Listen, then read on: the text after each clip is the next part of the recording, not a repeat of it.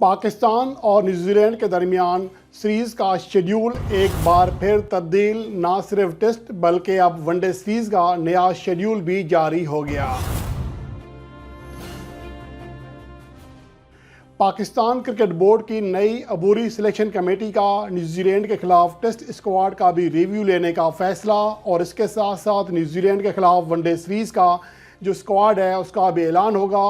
کیا کیا تبدیلیاں ہوں گی، کون کون سے پلیئرز متوقع ہیں، اس پر بات کریں گے اس رپورٹ میں۔ شعیب ملک نے زیادہ ٹی20 ٹائٹلز جیتنے کا منفرد ریکارڈ اپنے نام کر لیا۔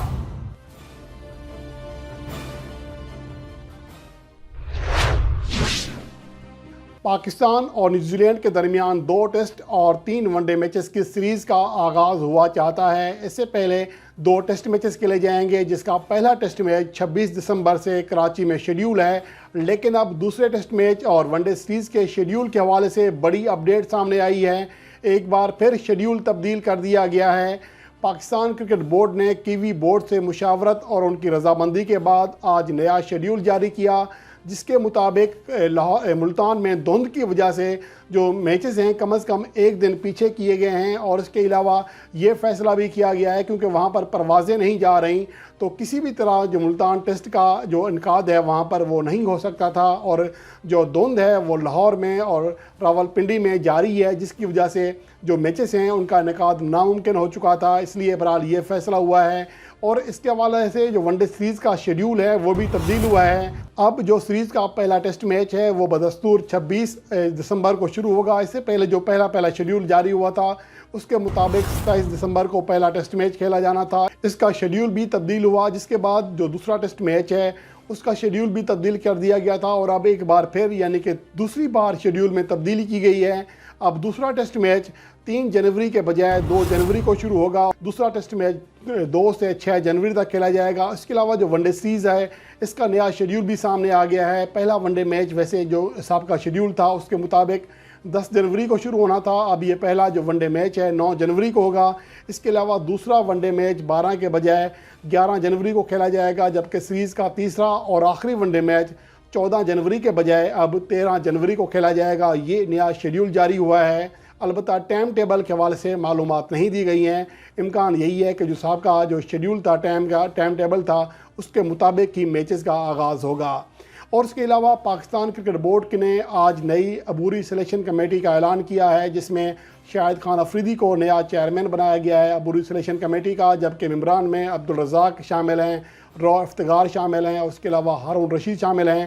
یہ تمام سلیکٹرز مل کر نیوزی لینڈ کے خلاف نہ صرف ہوم ون ڈے سیریز کا اسکواڈ مرتب کریں گے، سلیکشن کریں گے، بلکہ اس کے ساتھ ساتھ یہ بھی کہا گیا ہے کہ نیوزی لینڈ کے خلاف جو ٹیسٹ سیریز جس کا آغاز کل سے ہونے جا رہا ہے، پرسوں سے ہونے جا رہا ہے 26 دسمبر سے، اس کا جو ٹیسٹ اسکواڈ پہلے سے اعلان کردہ ہے اس کا بھی ریویو لیا جائے گا، دیکھا جائے گا کہ اس میں کون کون سی تبدیلیاں کی جا سکتی ہیں۔ ذرائع کا دعویٰ یہ ہے کہ شاہد خان افریدی اس حق میں ہے کہ رضوان کو آرام دیا جائے اور سرفراز احمد کو موقع دیا جائے۔ ایک بڑی تبدیلی یہ ہو سکتی ہے۔ اس کے علاوہ میر حمزہ، جس کے حوالے سے حالیہ عرصے میں میڈیا پر کافی زیادہ باتیں ہوتی رہی ہیں، ان کی بھی سلیکشن کا امکان ہے۔ وہ اس سے پہلے پاکستان کے لیے ایک ٹیسٹ میچ بھی کھیل چکے ہیں، اور اگر میر حمزہ کی موجودہ فارم دیکھیں پاکستان ون ڈے کپ میں وہ اچھی جا رہی ہے۔ اس کے علاوہ قائد اعظم ٹرافی جہاں پر وہ انفٹ ہو گئے تھے 4 میچز کھیلنے کے بعد، وہاں پر بھی ان کی کارکردگی بہتر رہی تھی، اور پاکستان کو موجودہ وقت میں ایک اچھے فاسٹ بولر کی ضرورت ہے، اور پاکستان کے پاس موجودہ وقت میں کوئی بھی ایسا فاسٹ بولر نہیں ہے جو کہ اچھی کارکردگی کا مظاہرہ کر سکے۔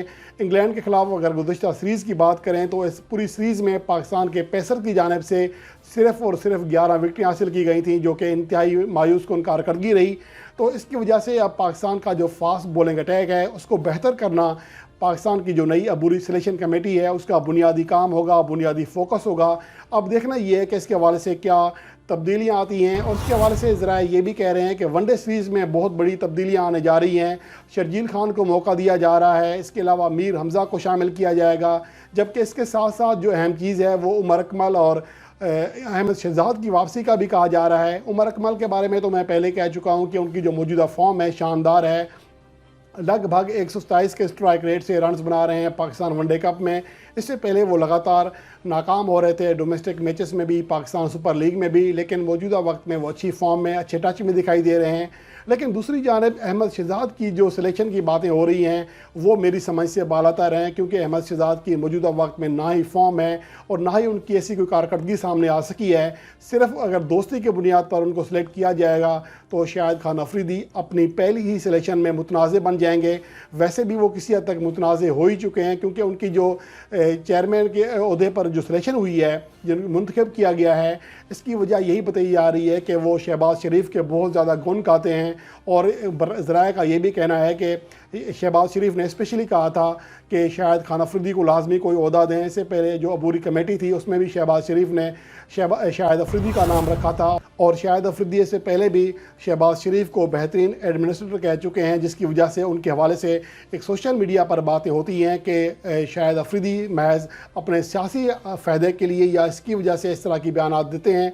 तो बहरहाल अब इसके हवाले से ये तो चीज़ें हैं कि शाहिद खान अफरीदी पहले ही जो किसी की सिलेक्शन जो है किसी हद तक मुतनाज़ है, उनको चाहिए कि पाकिस्तान का जो स्क्वाड का ऐलान करें उसमें कम से कम मेरिट को लाजमी सामने रखें। और शाहिद अफरीदी के लिए यही चीज़ बेहतर होगी, क्योंकि अगर पाकिस्तान टीम न्यूजीलैंड के ख़िलाफ़ जो सीरीज़ है उसमें कामयाबी हासिल कर लेती है तो फिर शाहिद अफरीदी अबूरी चीफ सिलेक्टर के बजाय मुस्तकिल चीफ सिलेक्टर भी बन सकते हैं।